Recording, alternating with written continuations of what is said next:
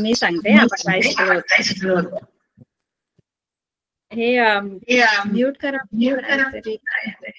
माझाच आवाज मला येतोय. तर आपण काय शिकलो होतो माहितीये का? आपण शिकलो होतो दोन चलातील रेषीय समीकरण. आणि ती दोन चलातील रेषीय समीकरण म्हणजे काय ते आपण शिकलो होतो. दोन चलातील रेषीय समीकरण म्हणजे ज्याच्यामध्ये दोन चल असतात आणि चलाचा घातांक काय असतो बरं? चलाचा घातांक काय असतो? एक असतो. चलाचा घातांक एक असतो. बरोबर. ज्या समीकरणामध्ये दोन चल असतात आणि सर माझाच आवाज कमी मला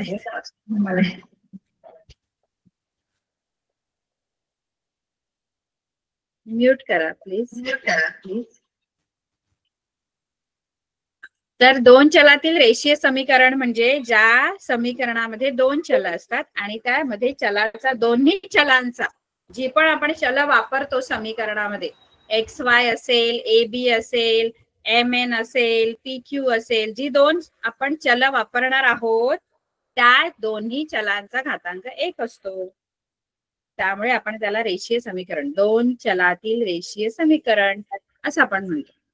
आता अशा दोन समीकरणांचा आपण एकत्रित विचार केला की त्याला एक सामायिक समीकरण आपण म्हणतो. म्हणजे अशी दोन समीकरणं मी घेतली आणि त्याचा एकत्रितपणे विचार केला की त्याला आपण काय म्हणतो? एक सामायिक समीकरण. बघा आपल्या धड्याचं जे नाव आहे, पहिलाच धडा आहे आपला आणि त्याचं नाव आहे दोन चलातील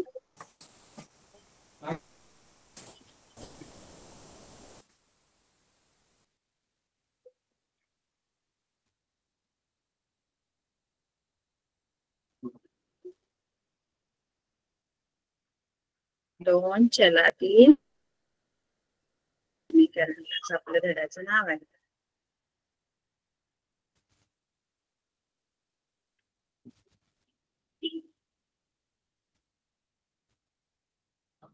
आणि आपलं समीकरण दोन चलातील रेषा, आजची तारीख जी आहे ते माझ्यामध्ये 24 आहे.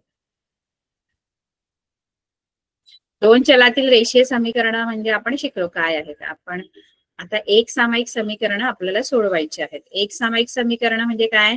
तर ती दोन चलातील रेषीय समीकरणच आहेत, पण दोन आपण घेतो. अशी दोन चलातील रेषीय समीकरणे दोन एकत्र घेतो आणि त्यांची एकत्रितपणे उकल काढतो. त्याला आपण एक सामायिक समीकरण म्हणतात. म्हणजे अशी दोन समीकरणं मी घेतली. बघा या धड्यामध्ये जेवढी पण गणित आहे त्याच्यात तुम्हाला दोन समीकरणं दिलेली असणार आणि ती दोन समीकरणं आपल्याला एकत्रितपणे सोडवायची आहेत. जेव्हा आपण दोन चलातील दोन रेषीय समीकरण, दोन चलातील रेषीय समीकरण अशी आपण एकत्रित जेव्हा विचारात घेतो तेव्हा त्याला आपण एक सामायिक समीकरण म्हणतो. आता एक सामायिक समीकरण सोडवण्याच्या एकूण 3 पद्धती आहेत. एक सामायिक समीकरण सोडवण्याच्या ज्या पद्धती आहेत त्या 3 आहेत. पहिला सहगुणक, पहिली जी पद्धत आहे ती आहे सहगुणक समान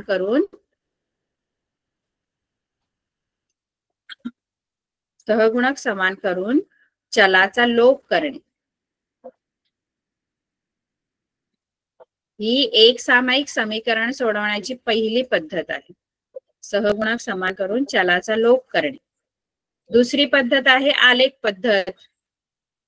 दुसरी पद्धत ज्या पद्धतीने आपण एक सामायिक समीकरणांची उकल काढणार आहोत. आपण इथे काय बघणार आहोत आता? एक सामायिक समीकरण सोडवण्याच्या पद्धती किंवा एक सामायिक समीकरणांची उकल काढण्याच्या पद्धती. उकल काढायची आपल्याला एक सामायिक समीकरणांची उकल काढण्यासाठी आपल्याकडे 3 पद्धती आहेत.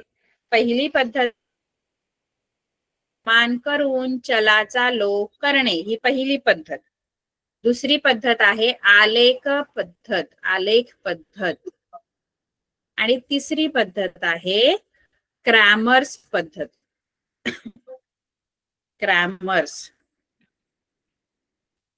क्रॅमर्स पद्धत ही तिसरी पद्धत आहे. आता आपण एक एक करून तिन्ही पद्धती शिकणार आहोत. आधी आपण पहिली पद्धत आपण शिकणार आहोत. पहिली पद्धत कोणती आहे एक सामायिक समीकरण सोडवण्याची? तर सहगुणक समान करून चलाचा लोप करणे ही पद्धत आपल्याला 9वी मध्ये सुद्धा होती. आपण 9वीला शिकलेलो आहोत.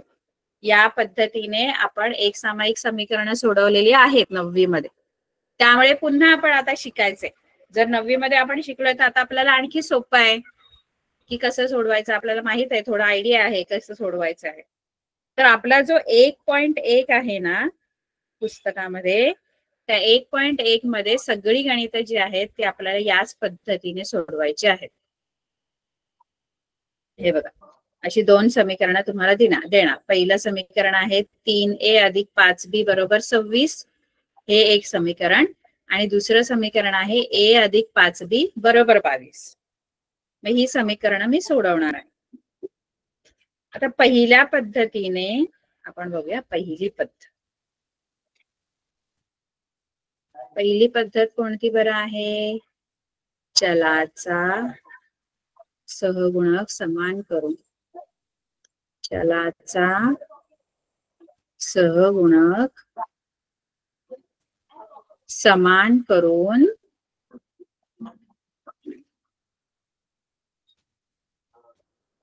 चलाचा लोप करणे. आता या पद्धतीमध्ये तुम्हाला काय करायचंय पद्धतीत ते सांगितलेलं आहे त्या पद्धतीच्या नावामध्येच. म्हणजे काय करायचंय बघा, पहिला स्टेप तर याच्यामध्ये काय असते, आपण एक सामायिक समीकरण सोडवताना 2 गोष्टी महत्वाच्या आहेत.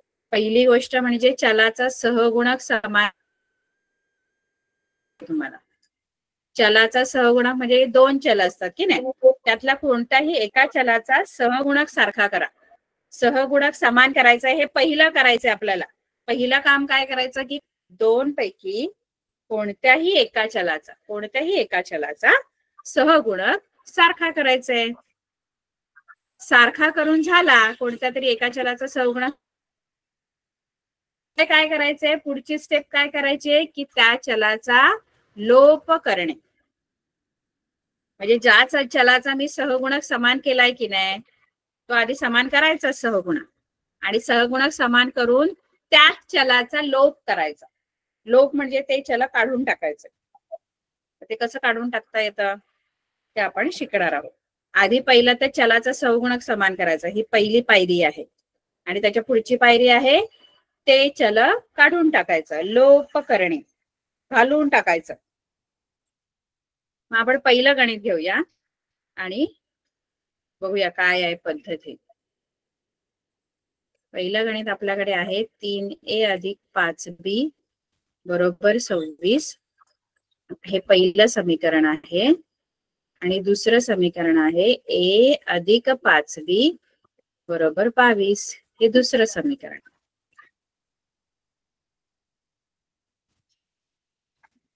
बर, आता ऐकताय ना सगळेजण व्यवस्थित? बघा, आपल्याला आता ही पद्धत व्यवस्थित आली पाहिजे, कारण आपल्याला खूप महत्वाची आपण पद्धत शिकत आहोत. तर इथे आता माझ्याकडे या समीकरणांमध्ये 2 चल आहेत. एक a आहे आणि दुसरं b आहे. a आणि b. आता पहिल्यांदा तर मी त्यांचे सहगुणक काय आहेत ते बघते. बघा, सहगुणक म्हणजे चलाच्या बरोबर असलेली संख्या. जसे इथे a बरोबर a चा सहगुणक इथे 3 आहे. 3 a चा सहगुणक 3 आहे.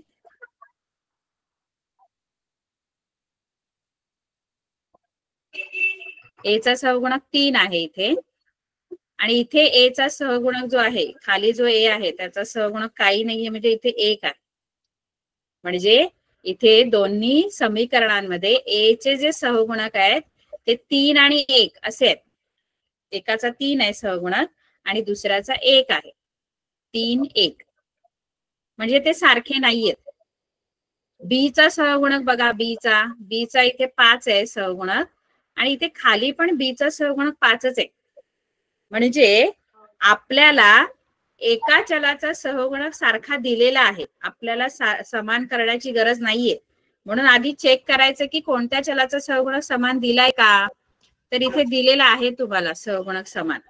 कोणाचा दिलाय, कोणत्या चलाचा दिलाय सहगुणक समान? a चा समान आहे सहगुणक. का बी या चलाचा सहगुणक समान आहे. बी या चलाचा सहगुणक समान असल्यामुळे पहिली जी आपली पायरी आहे ना ती कमी होते. म्हणजे पहिली पायरी चलाचा सहगुणक समान करायचंय, पण ऑलरेडी मला कोणत्या तरी चलाचा सहगुणक समान दिलेलाच आहे, त्यामुळे माझ्यासाठी सोपं झालं. पहिली पायरी मला करावी नाही लागणार आहे. आपण पहिली पायरी काय करणार आहोत, चलाचा सहगुणक समान करणे. पण इथे दोन पैकी एका चलाचा सहगुणक आधीच समान आहे, बीचा सहगुणक समान आहे. मग मला फक्त आता एकच पायरी करायची पुढची. दोन पायऱ्या आहेत ना, एक सहगुणक समान करण्याची आणि दुसरी आहे चलाचा लोप करण्याची. म्हणजे चल आपल्याला काढून टाकायचे. ज्याचा सहगुणक समान आहे किंवा ज्याचा सहगुणक समान केला त्या चलाचा लोप करायचा, ते चल काढून टाकायचे. म्हणजे आता मला बीचा सहगुणक जर सारखा आहे ना 5-5 बीचा सहगुणक आहे, आता मी काय करणार माहित आहे, हे जे बीचं पद आहेत ना हेच मी काढून टाकणार आहे, त्याचा लोप करणार, चल ते घालून टाकणार, बी चल घालून टाकायचं. आता घालवण्यासाठी काय झालं पाहिजे बघा. हा बघा कोणते, आता समजा 5B आहेत, तर 5B जाणार कसे, 5B अधिक 5B बेरीज केली तर 10B उत्तर येईल. पण मला 10B येऊन उपयोग नाही. मला कोणाकडे तरी आवाज येतोय, म्यूट करा प्लीज.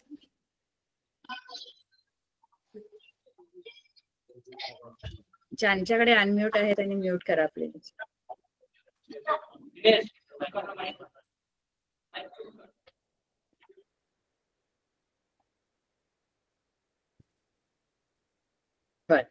बघा बेरीज करून चालणार नाही, बेरीज केली तर 10 उत्तर येणार, मला 0 उत्तर पाहिजे. मग 5B मधून 5B घालवल्यावर 0 येणार, म्हणजे मला त्यांची वजाबाकी झाली पाहिजे. आणि आपण आधी 6वी-7वी मध्ये शिकलोय की वजाबाकी केव्हा होते, जेव्हा दोघांची चिन्ह, दोन संख्या जे आहेत किंवा दोन पदे जी आहेत त्यांची चिन्ह वेगवेगळी असल्यावर वजाबाकी होते. आणि यांची वजाबाकी झाल्याशिवाय 0 उत्तर नाही येणार, मला 0 पाहिजे, मला 10 उत्तर नकोय त्यांच्यापासून. 10B उत्तर आलं तर मग उपयोग काय, चल जाणार कसं, चल तसंच राहील. मग यांची वजाबाकी होणं गरजेचं आहे. वजाबाकी झाल्यावर 5B निघून जाणार, 0 येणार, म्हणजे माझा चलाचा लोप होतो. म्हणजे थोडक्यात काय करायचंय माहितीये, ज्यांचा मी सहगुणक समान केलाय ना त्यांची वजाबाकी होणं गरजेचं आहे. आता वजाबाकी व्हायची असेल तर चिन्ह वेगवेगळी पाहिजेत, चिन्ह वेगवेगळी असल्याशिवाय वजाबाकी नाही होत. आपण नियम शिकलेलो आहोत, बेरजेचे नियम आहेत की दोन संख्या किंवा दोन पदांची चिन्ह सारखी असतील तर त्यांची बेरीज होते, आणि दोन संख्या किंवा दोन पदांची चिन्ह वेगवेगळी असतील तर ते वजा होतात, त्यांची वजाबाकी होते. म्हणजे चिन्हांवर अवलंबून आहे की तुम्ही बेरीज करणार की वजाबाकी. कळलं, बेरीज करा म्हटल्यावर बेरीज होत नाही. जरी तुम्हाला बेरीज करायला सांगितली तरी आपण चिन्ह तपासतो, चिन्ह चेक करायची की दोघांची चिन्ह समान आहेत का, जर समान आहे तर बेरीज होणार, आणि जर चिन्ह वेगवेगळी आहेत तर वजाबाकी होणार. तर इथे प्रॉब्लेम काय आहे फक्त बघा, या गणितामध्ये आपल्याला 5B सहगुणक सारखा आहे, पण मग चिन्ह बघा, एकदा सहगुणक सारखा झाला की चिन्ह चेक करायची. चिन्ह बघा, या 5Bचं चिन्ह धन आहे आणि दुसऱ्या 5Bचं पण चिन्ह धन आहे. आता दोन्ही धन आहेत, आता दोन्ही सारखी चिन्ह आहेत, आणि सारखी चिन्ह असल्यावर त्यांची होते बेरीज.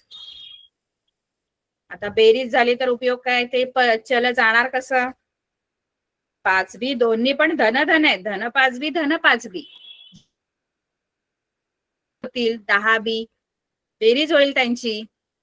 पण मला बेरीज नाही व्हायला पाहिजे, मला ते चल घालवायचंय म्हटल्यानंतर त्यांची वजाबाकी होणं गरजेचं आहे, आणि वजाबाकीसाठी एकाच चिन्ह बदलावं लागेल मला आता, कारण अशीच चिन्ह ठेवली तर बीचं चल जाणार नाही. मग मला पुढचं काम काय करायचंय की चलाचा लोप होण्यासाठी, म्हणजे चल जाण्यासाठी मला एकाच चिन्ह बदलावं लागेल. कारण दोन्हीची चिन्ह सारखी आहे, मग ते नाही जाणार. इथपर्यंत कळलं मी काय बोलली? फक्त थम्स अप करा जर कळलं असेल मी काय शिकवते.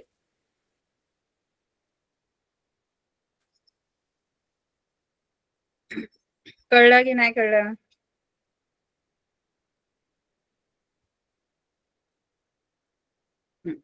ठीक आहे. तर आता मला काय करायचंय, मला चिन्ह तशीच आहेत ती चालणार नाही, कारण दोन्ही धन धन आहेत. धन धन मध्ये तर ते जाणार नाही, कारण सारखी चिन्ह सर बेरीज होणार, 10 बी उत्तर येणार. पण मला 10 बी नको, मला 0 उत्तर पाहिजे. म्हणजे त्यांची वजाबाकी होण्यासाठी मला ना एकाचं चिन्ह बदलावं लागेल. आणि एक लक्षात ठेवायचं, जर तुम्हाला एकाचे चिन्ह बदलण्याची गरज असेल तर वजाबाकी समीकरणांची करायची. समीकरण 1 आणि समीकरण 2 यांची करायची वजाबाकी. समीकरणांची वजाबाकी का करायची माहितीये?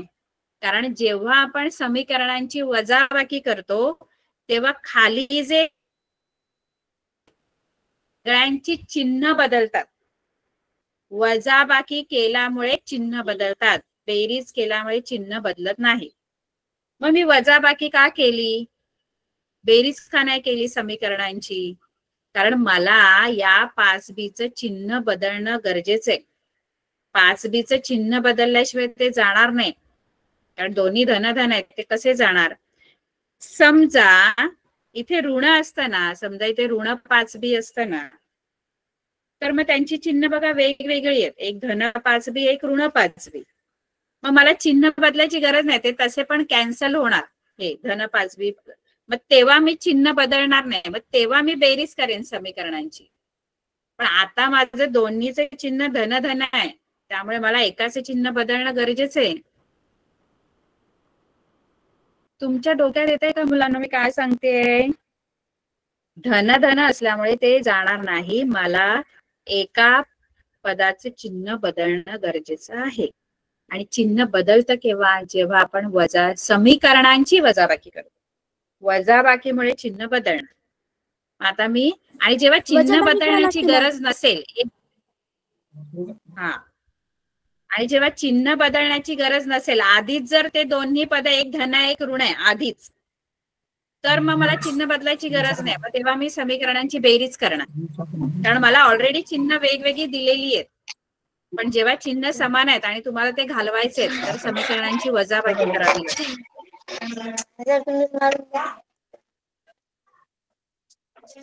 जर ज्या चलाचा लोप करायचा आहे ना, त्याची चिन्ह, ज्या चलाचा लोप करायचा आहे त्याची चिन्ह,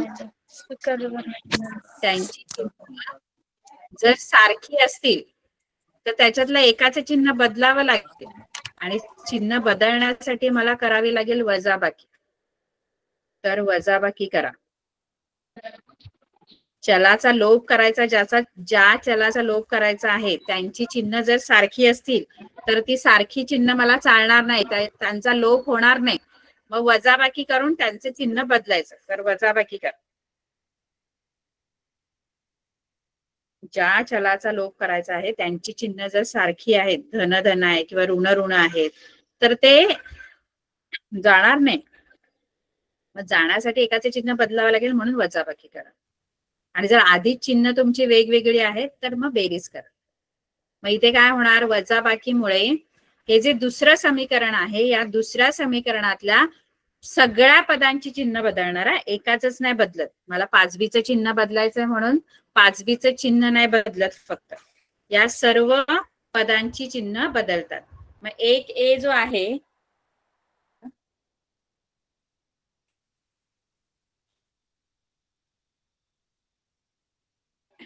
पूर्ण खाली जो दुसरं समीकरण आहे जे, त्या सगळ्यांची चिन्ह बदलणार. एक ए जो आहे तो धन आहे, इथे तो ऋण होणार. 5b हा इथे धन आहे, तो ऋण होणार. आणि 22 इथे चिन्ह काही नाहीये, जर चिन्ह काही नाही म्हणजे धन असतं ते सुद्धा ऋण होणार आहे. आता ही बदलली चिन्ह सगळ्यांची. खाली जे समीकरण आहे त्यांची चिन्ह बदलणार, वरच्या समीकरणांची चिन्ह नाही वरच्या समीकरणामध्ये जी पद आहेत त्यांची चिन्ह नाही बदलणार. खालच्या समीकरणाच्या पदाची चिन्ह बदलणार. आता बदललेली चिन्ह वापरायची, आधीची चिन्ह नाही वापरायची. आता जी चिन्ह आता बदलली आपण चिन्ह, कारण वजाबाकीमुळे चिन्ह बदलतात. मग आता बघा काय होणार. हा आहे 3a. आता हा 3a जो आहे तो धन आहे, धन 3a, आणि हा जो 1a आहे तो ऋण आहे. मग धन 3a आणि ऋण 1a, म्हणजे चिन्ह वेगवेगळे असल्यामुळे वजाबाकी होते. वजाबाकी 3 मधून 1 गेला 2 राहणार, 2a, आणि मोठ्या संख्येचं चिन्ह म्हणजे 3चं चिन्ह धन, ते नाही लिहिलं तरी चालतं. धन चिन्ह नाही लिहिलं आपण तरी चालेल. म्हणजे तुमचं हे a च्या पदांची जी वजाबाकी केल्यानंतर उत्तर आलं 2a. त्यानंतर हे आहे अधिक 5b, आणि हे वजा आता झाले 5b, कारण वजा चिन्हामुळे यांची चिन्ह बदलली. मग आता आधीचं चिन्ह नाही घ्यायचंय. मग हा धन 5b आणि हा ऋण 5b हे जाणार. हे जाण्यासाठीच मी हे सगळा अट्टाहास आहे. आपल्याला हा सगळा जो आपण अट्टाहास केला तो चलाचा लोप होण्यासाठीचाच अट्टाहास होता. त्यानंतर इथे धन 26 आणि इथे ऋण 22, धन 26 ऋण 22, पुन्हा चिन्ह वेगवेगळी आहे, एक धन एक ऋण आहे. मग या दोन्ही संख्यांची होणार वजाबाकी, कारण वेगवेगळी चिन्ह असल्यावर वजाबाकी होते. आणि मोठ्या संख्येचे चिन्ह धन चिन्ह येणार, मोठी संख्या 26 आहे, म्हणजे याचं उत्तर आलं 4. म्हणजे 2a बरोबर 4. आता पुढे काय करणार आपण.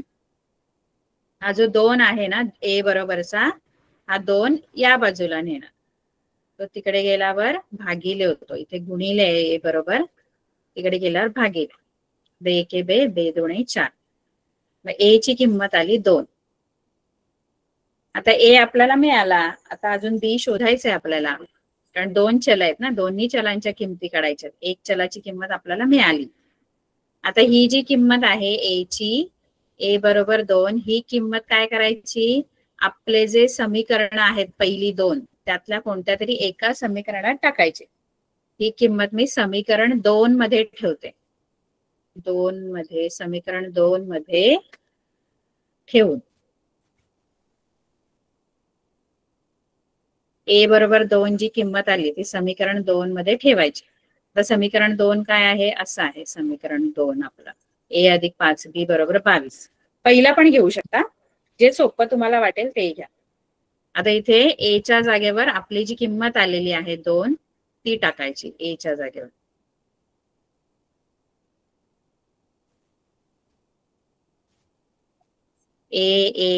a च्या जागेवर a इथे आहे, हा a आहे, त्याच्या जागेवर 2 ही किंमत टाका. 2 अधिक बाकी सगळं आहे तसंच 5b बरोबर 22. आता b ची किंमत काढायची आहे.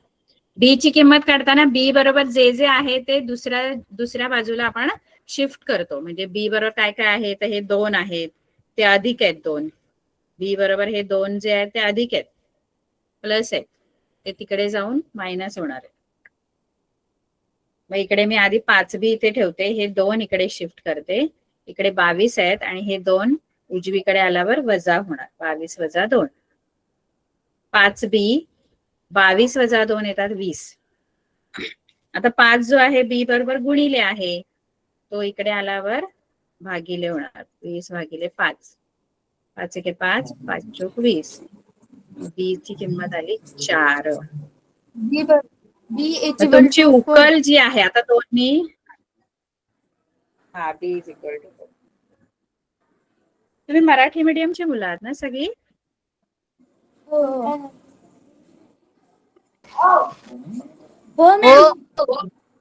तर उकल लिहिताना, बरोबर, उकल लिहिताना आधी a आणि नंतर b ची किंमत लिहायची ब्रॅकेटमध्ये, कंसामध्ये. XY असेल तर आधी x ची मग y ची. बघा किंमत मिळताना तुम्हाला कोणती किंमत आधी मिळू शकते, असं नाही की a ची आधी मिळेल b ची नंतर. कधी कधी b ची आधी मिळू शकते, a ची नंतर मिळू शकते. पण उकल लिहिताना आधी a मग b चीच लिहायची, म्हणजे 2,4 अशी उकल लिहायची. ही दिलेल्या एक सामायिक समीकरणाची उकल आहे. दिलेल्या एक सामायिक समीकरणांची उकल आहे असं आपण उत्तर लिहायचं आहे. एक सामायिक समीकरणांची उकल आहे. हे गणित कळले सगळ्यांना? थम्सअप करा. मी काय शिकवलं ते कळलं? सगळ्यांना कळलंय? थम्सअप करा.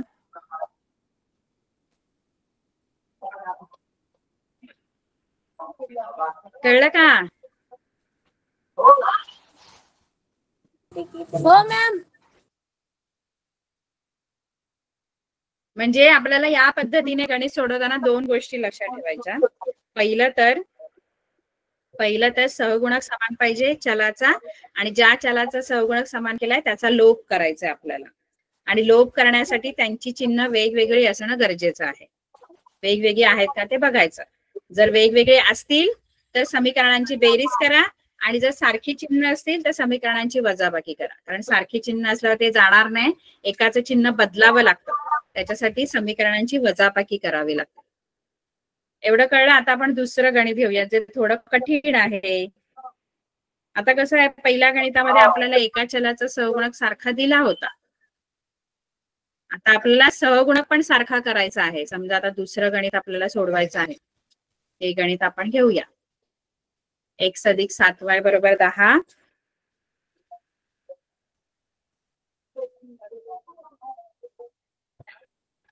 हे तुम्हाला लिहायचंय का गणित मुलांनो? लिहिलं का?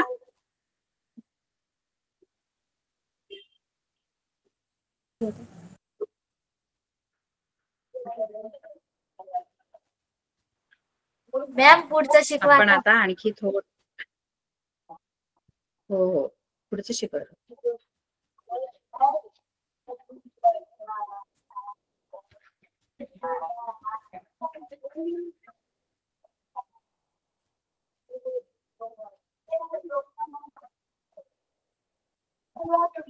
हे आपली अशी दोन समीकरणं आहेत.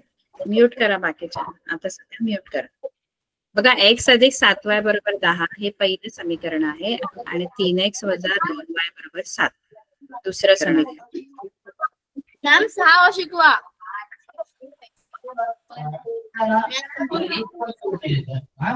6 शिकवा तुम्हाला. 6 शिकवा. बरं ठीक आहे. 6 शिकू आपण. काही प्रॉब्लेम.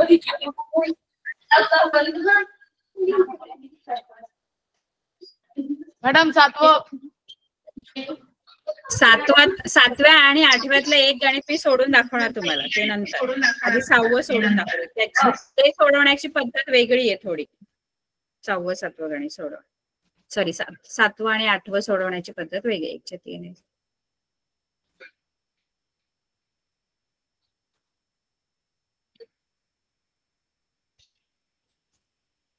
सहावं गणित आपण शिकू.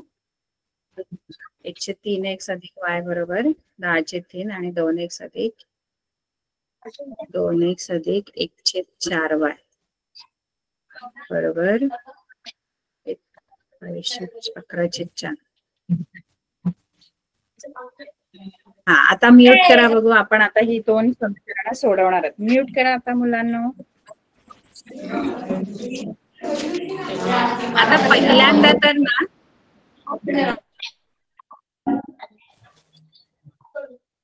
ज्यांनी अनम्यूट केलंय त्यांनी पुन्हा म्यूट करा.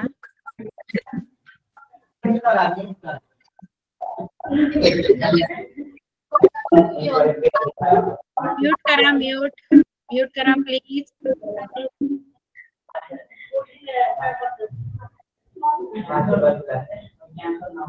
गव्हर्नमेंट आश्रमशाळा म्यूट करा प्लीज. ज्यांनी अनम्यूट केलेलं आहे त्यांनी म्यूट करा.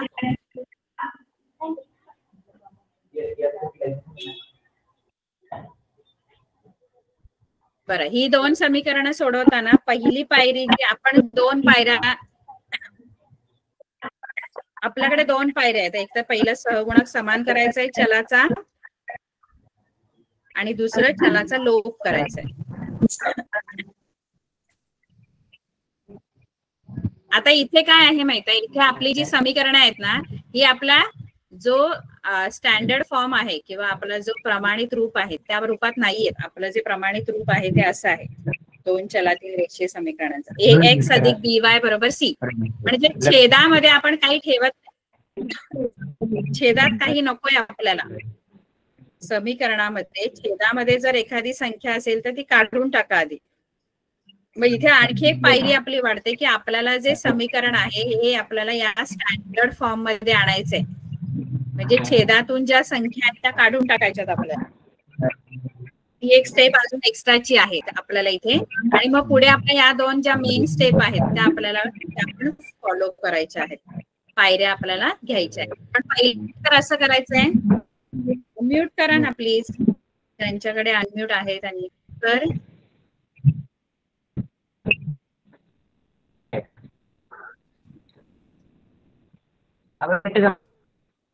ठीक आहे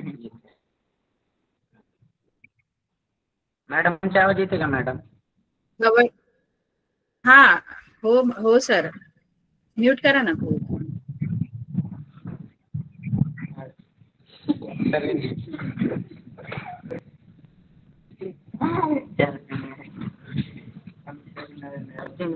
सर आवाज येतोय, म्यूट करा प्लीज. मॅडम हा म्यूट करा ना, म्यूट करा ना तुमचं माईक, कारण आवाज येतोय, मला शिकवताना डिस्टर्ब होतोय ना म्हणून. म्यूट करा.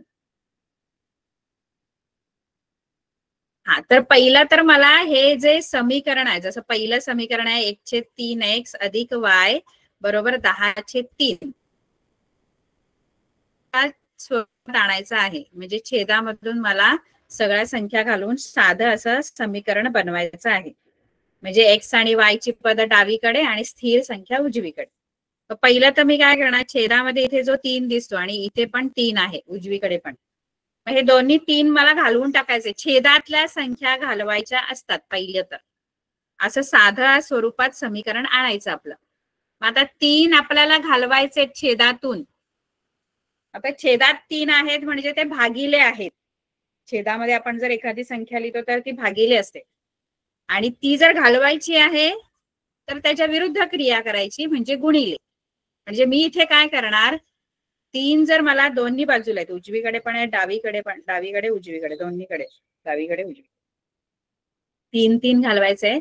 तर 3 ने गुणा. आता एकूण 3 पद आहेत आपल्या या समीकरणात. हे एक पद 1/3x, दुसरं पद आहे y, आणि तिसरं पद उजवीकडे आहे जे आहे 10/3. या तिघांना पण मी 3 ने काय करणार आहे, गुणणार आहे. प्रत्येक पदाला 3 ने गुणायचं, एकालाच नाही गुणायचंय. मला इथून 3 घालवायचे म्हणून मी फक्त यालाच नाही गुणणार, सगळे जेवढी पद आहेत. जसं मगाशी आपण चिन्ह बदलताना पण एकाच नाही चिन्ह बदललं, सगळ्यांचं चिन्ह बदललं. मग जी क्रिया करायची आहे ती समीकरणाच्या प्रत्येक पदावर करायची, एकाच कोणत्या पदावर नाही करायची. जसं इथे 3 पद आहेत ना, मग तिन्ही पदांवरती सारखी क्रिया झाली पाहिजे. मग इथे जर मी 3 ने गुणणार आहे, कारण मला 3 घालवायचे छेदातून, तर 3 ने गुणताना मी दोन्ही पूर्ण समीकरणाला 3 ने गुणणार आहे. मग 3 ने गुणल्यानंतर होतं काय बघा, मी पहिल्या पदाला 3 ने गुणते. हे माझं पहिलं पद आहे 1/3x, त्याला मी 3 ने गुणलं. त्यानंतर मी दुसऱ्या पदाला सुद्धा 3 ने गुणणार आहे. माझं दुसरं पद आहे y, त्याला सुद्धा मी 3 ने गुणणार आहे. तुम्ही बोलाल इथे तर छेदात काय नाही, पण असं नसतं, तुम्ही प्रत्येक पदाला गुणणं गरजेचं आहे. आता उजवीकडे जो 10/3 आहे त्याला सुद्धा मी 3 ने गुणणार आहे. असं प्रत्येक पदाला मी 3 ने गुणलं. का गुणलं? कारण मला या दोन पदांमधला छेदातला 3 घालवायचा आहे. इथे काय होणार, हा छेदातला 3 आणि अंशातला 3, 3×1=3, 3×1=3 जाणार. त्यानंतर इथे सुद्धा उजवीकडे सुद्धा तेच होणार, 3×1=3, 3×1=3. त्यामुळे माझं राहणार काय बघा, इथे काही जाणार नाही दुसऱ्या ह्याच्यात, कारण इथे गुणाकार आहे, भागाकार कसला होणार नाही. तर पहिल्या ह्याच्यात माझं राहिलं फक्त x, 1x. अधिक इथे 3 गुणिले y 3y आणि बरोबर इथे राहणार 10. हे तुमचं आपला साध्या स्वरूपातलं समीकरण आलेलं आहे जे आपण सोडवू शकतो इझिली. x अधिक 3y बरोबर 10. आता दुसरं समीकरण आहे जे त्याच्यात पण तसंच आहे, छेदामध्ये काहीतरी आहे मग ते घालवा. छेदात काय आहे बरं, याच्यामध्ये दुसऱ्या समीकरणामध्ये छेदात आहेत 4. इथे पण 4 आहे, तिथे पण 4 आहे. आता 4 ने गुणा. तुम्हाला जर छेदातून 4 घालवायचे आहे, जसं मगाशी 3 होते, आता 4 आहे. मग मी काय करणार आहे,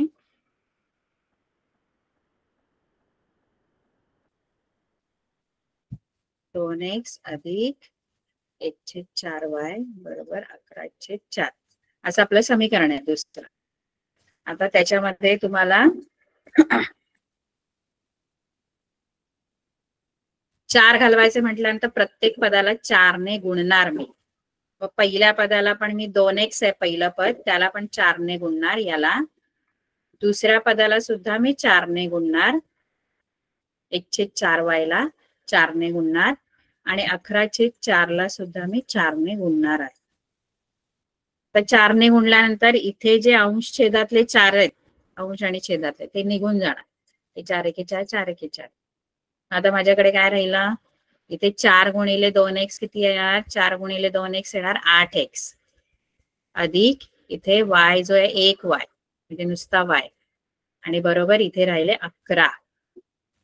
हे तुमचं साधं समीकरण आलं दुसरं. 8x अधिक y बरोबर 11. आता हे पहिलं तर मला समीकरण माझी मिळालेली आहेत साध्या स्वरूपात. अजून आपल्याला पुढे ती सोडवायची सुद्धा आहेत. आता जी 2 समीकरण आहे ती मी एकाखाली एक लिहिते. मला जी साधी समीकरणं मिळाली, तर मला मिळालं x अधिक 3y बरोबर 10 आणि 8x अधिक y बरोबर 11. अशी 2 माझी साधी समीकरणं मी मिळवली. आता मी ती सोडवणार आहे. आता आपल्या 2 ज्या महत्वाच्या स्टेप आहेत त्या आता आपल्याला इथे फॉलो करायच्या. पहिलं तर कोणत्या तरी एका चलाचा सहगुणक समान करायचा. चलाचा सहगुणक समान करणे ही पहिली पायरी.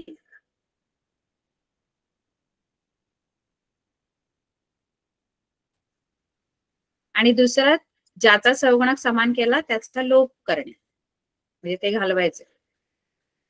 आता बघा सहगुणक कोणाचा समान आहे का ते चेक करायचं. आता इथे x चा सहगुणक काही नाही म्हणजे 1 आहे, इथे x चा 8 आहे, इथे y चा 3 आहे, इथे y चा 1 आहे.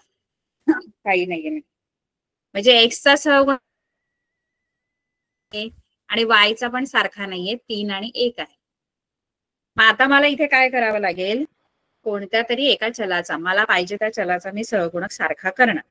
एकतर x चे करा सहगुणक सारखे किंवा y चे करा. कोणत्याही चलाचा तुम्ही करू शकता. समजा मला x चा सहगुणक सारखा करायचा. x या चलाचा सहगुणक मी ठरवलं की मला x या चलाचा सहगुणक समान करायचा आहे.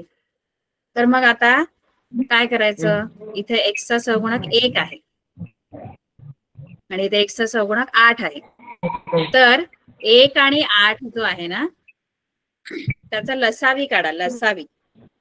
लसावी म्हणजे काय, तर दोघांच्या पाड्यात येणारी छोटी संख्या, लहानात लहान संख्या. 1 आणि 8च्या पाड्यात येणारी लहानात लहान संख्या कोणती येते, तर ती 8 येते. 8 कोणती येते,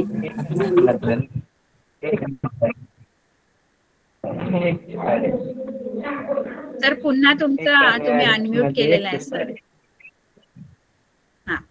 1 आणि 8चा लसावी जर काढायचा आहे, लसावी काढा. नाहीतर मग नाही कळलं तर काय करायचं, इकडचा जो सहगुणक आहे 8 त्याने वरच्या समीकरणाला गुणा.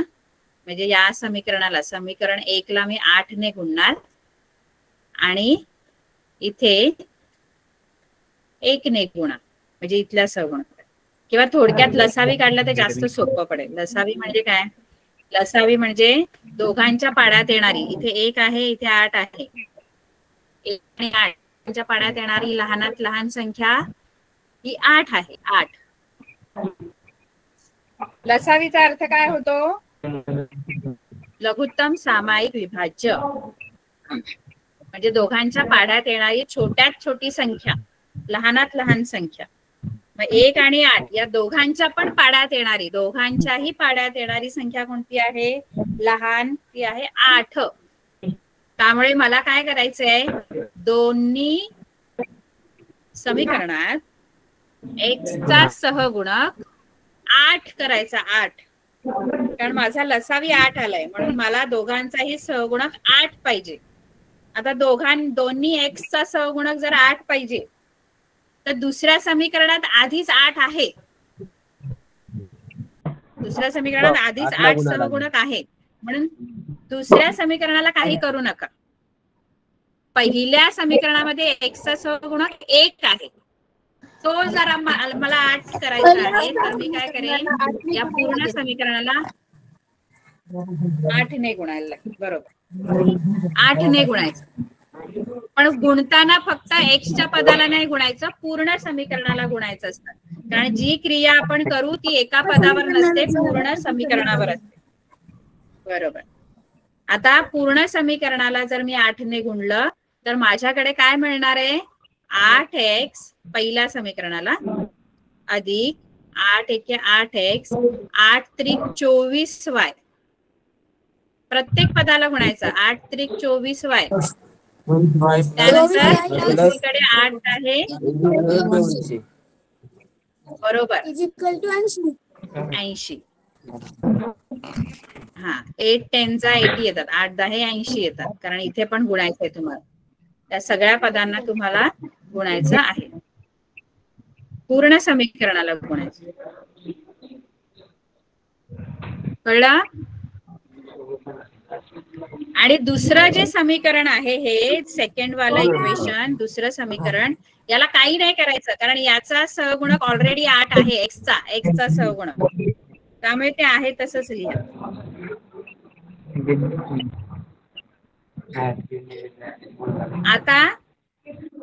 आता सहगुणक समान झाला बघा. माझी पहिली पायरी झालेली आहे, सहगुणक सारखा झालेला आहे. एक्सचा सहगुणक मी सारखा केलेला आहे, एक्सचा. आता दुसरी स्टेप जी आहे ती आहे, ज्याचा सहगुणक मी सारखा केला ना त्याचा लोप करायचा, ते घालवायचं. लोप करण्यासाठी त्यांची वजाबाकी होणं गरजेचं आहे. मग आता चिन्ह बघायचे, चिन्ह दोघांची. या 8x चिन्ह धन आहे, या 8x ला पण काही नाहीये, चिन्ह म्हणजे धन आहे. दोन्ही धन धन आहेत. मग ते जातील का? दोन्ही धन धन असल्यावर जातील का? 8x धन 8x धन 8x 8x जर चिन्ह समान आहे तर ते त्याची बेरीज होईल. 16x उत्तर येईल. पण मला 16x नकोय, मला 0 उत्तर पाहिजे. म्हणजे मला वजाबाकी करायची आहे त्यांची, आणि वजाबाकी होण्यासाठी एका पदाचं चिन्ह वेगळं, दोघांची चिन्ह वेगवेगळी असणं गरजेचं आहे. मग मी काय सांगितलेलं, जेव्हा चिन्ह तुम्हाला सारखी मिळतील आणि एकाचं चिन्ह जर बदलायचं आहे, त्याचं चिन्ह बदलावं लागेल मला. तर समीकरणांची काय करायची, बेरीज की वजाबाकी? हा,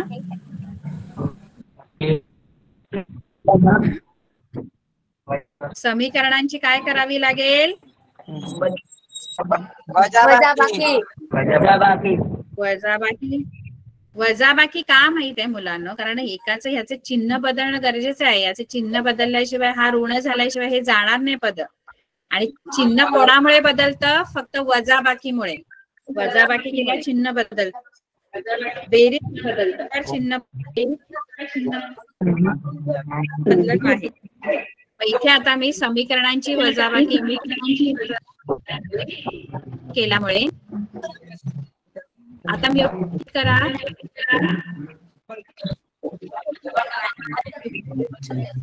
म्यूट करा सर.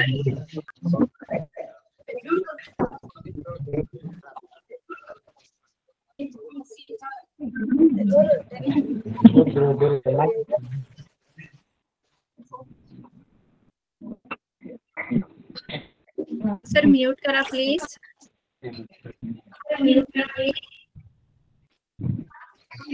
बर, वजाबाकी केल्यामुळे हे खाली जे दुसरं समीकरण आहे या सगळ्यांची चिन्ह बदलणार. म्हणजे हा धन 8x आहे तो ऋण 8x होणार, हा धन 1y आहे तो ऋण 1y होणार, आणि हे धन 11 आहे ते ऋण 11 होणार. आता बदललेली चिन्ह घ्यायची, धन 8x ऋण 8x, धन 8x ऋण 8x म्हणजे वजाबाकी होणार आणि शून्य उत्तर येणार, कारण धन 8x आणि ऋण 8x म्हणजे वेगवेगळी चिन्ह झाली ना.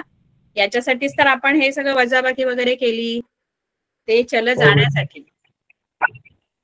त्यानंतर इथे धन 24y आणि आता बदललेलं चिन्ह ऋण 1y आहे.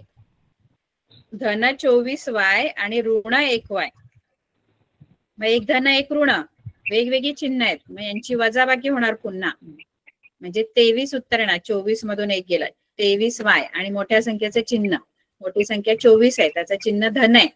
मग धन आपण लिहत नाही म्हणजे ते धनच असतं चिन्ह. 23y येणार याच बरोबर. हे धन 80 आणि ऋण 11, चिन्ह बदललं 11चा, 11चा आता ऋण चिन्ह आहे. धन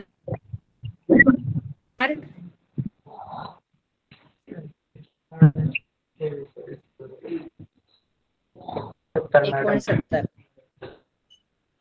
69 आणि धन येणार, कारण मोठी संख्या 80 आहे, तिचं चिन्ह धन आहे, म्हणून मोठ्या संख्येचं चिन्ह द्यायचं असतं.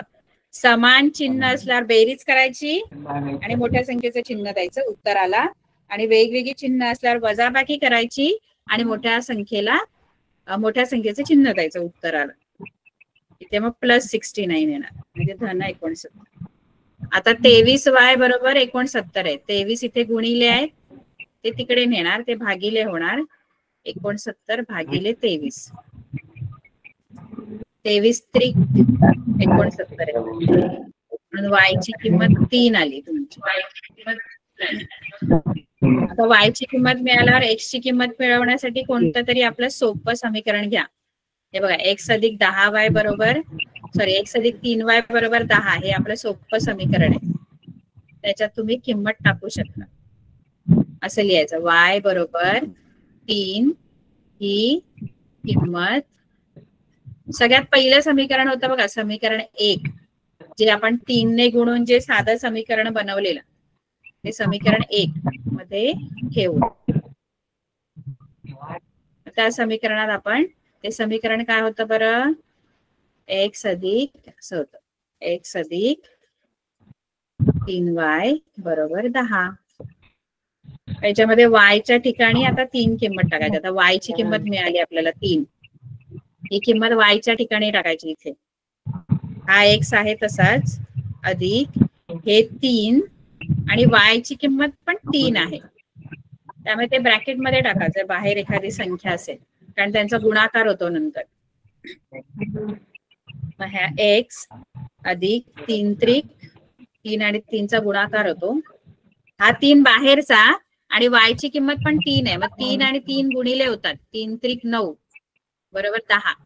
आणि आता हे अधिक 9 त्या बाजूला जाणार, त्या बाजूला गेल्यावर ते होणार 10 - 9, आणि म्हणून x बरोबर 1 येणार. 1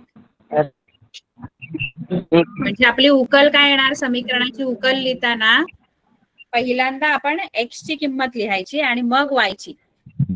आधी y ची मिळाली म्हणून y ची आधी किंमत मिळाली बघा, y ची 3 आधी मिळाले, मग x ची मिळाले, म्हणून y ची आधी आणि x ची नंतर, असं नाही लिहायचं. पहिली x उकल लिहिताना ना, एक सामायिक समीकरणांची उकल लिहिताना x, y म्हणजे पहिली x ची किंमत आणि मग y ची. ही काय आहे, दिलेल्या एक सामायिक समीकरणांची उकल आहे. 1,3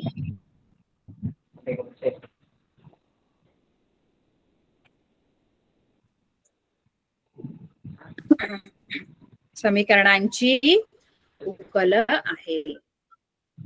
हे गणित सगळ्यांना कळलंय का? हँड थम्स अप करा. जे आपण शिकलो थम्स अप करून सांगा. कळलंय का मुलांना? टाइम टेबल आहे 4 वाजता 4 ते 5 वाजेपर्यंत. ठीक आहे. आता आपण